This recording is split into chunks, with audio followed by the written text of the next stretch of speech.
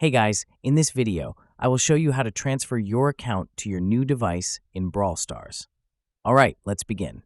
First, open the game on your current device and sign in. Tap on the three lines icon at the top right corner, then select Supercell ID from the bottom. Next, tap on the cog icon, scroll down, and select Logout.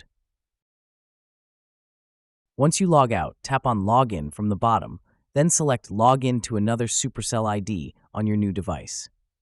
Enter the target account's credentials, and your account will be successfully transferred. Another method is switching to your main account if you already have another account signed in on your new device.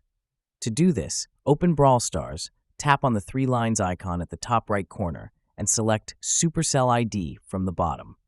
Next, tap on the cog icon, then select the Switch Account feature. From here, log in using your main account credentials, and your primary account will now be accessible on your new device. So that's basically how you can transfer your account to your new device in Brawl Stars. And that's it for this video. If you find this helpful, consider subscribing and giving this a big thumbs up. Thanks.